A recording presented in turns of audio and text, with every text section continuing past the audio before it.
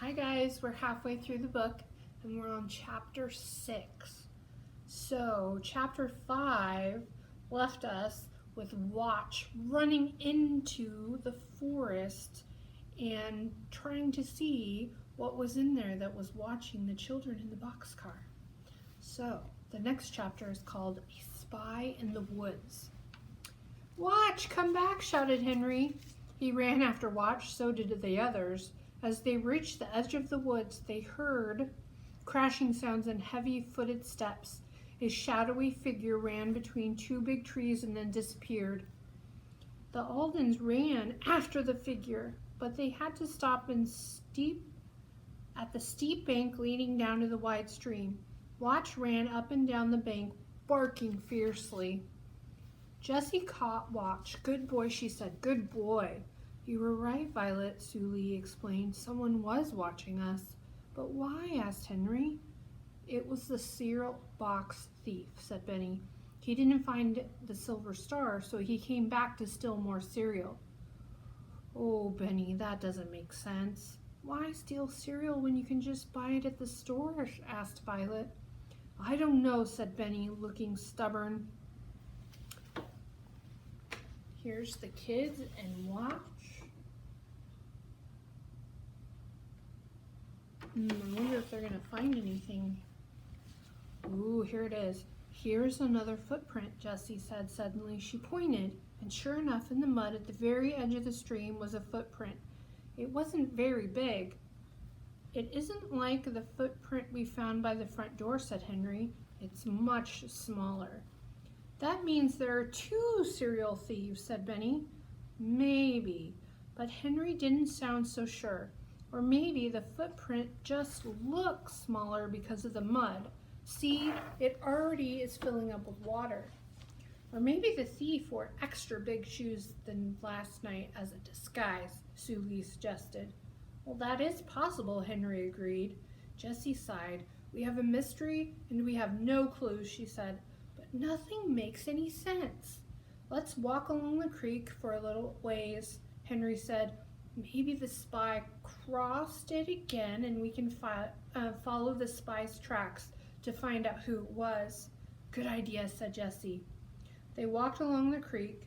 A little while later, Sue Lee found another footprint. The footprint was small, just as the other one had been, and it was going up the other side of the bank.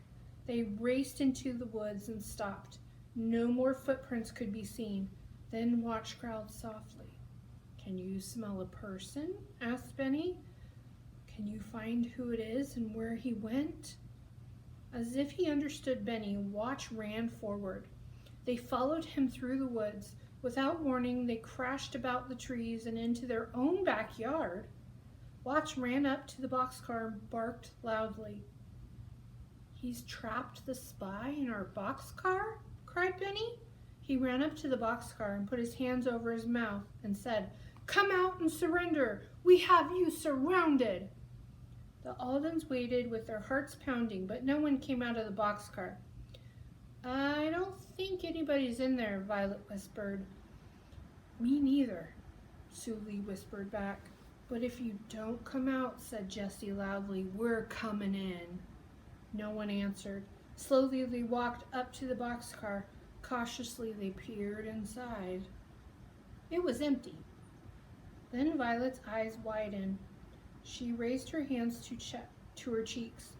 "Oh, Benny," she gasped, "you were right. Whoever it was stole your box of cereal." Oh my. Sure enough, the box of cereal that Benny had brought out to the boxcar was missing. All that was left of it was the cereal in the cracked pink cup. "And look," said Henry, "there's a fresh smear of mud on the stump that we use as a step into the boxcar. Our thief must have stood here to reach inside and grab the cereal. So someone was watching us so that he could steal Benny's box of cereal." Violet looked down at the pink ring on her finger and rubbed it to make it shiny. "It just doesn't make sense." Maybe Mr. Mapp is trying to steal my silver frosted stars for the prizes inside, said Benny. Violet and Jessie both got rings. No, Benny, Jessie said. She held out her hand. This green stone in my ring is pretty, but it isn't an actual emerald. I think my pink ring is pretty too, said Violet, but I don't think a thief would want it. But who did take the real jewels, Benny said. And where did he put them, Sulie added. Remember, the gift shop owner said that Marvin Mapp almost looked as if he wanted to be caught by police. Maybe he did. Maybe he was just trying to distract them while the accomplice stole the jewels. An accomplice? Like Mr. Darden? He was acting awfully suspicious this morning, Jessie said. Yes, Henry agreed. Tomorrow we're going to follow Mr. Darden and see what he's been up to. That night, Watch lifted his head and growled softly. Benny woke up. What is it, boy? Is it another burglar? Watch growled again, but he didn't jump off the bed or bark. Benny listened with all his might, but he couldn't hear anything after all. After a while, Watch lowered his head. Good boy, Benny whispered, petting Watch. Don't worry. I brought the cereal with me. It's on the top shelf of my closet, and I'm going to keep it there until breakfast tomorrow. No one will think to look for it there. Watch's tail thumped slightly as if he understood, and then he and Benny went back to sleep. See you in Chapter 7.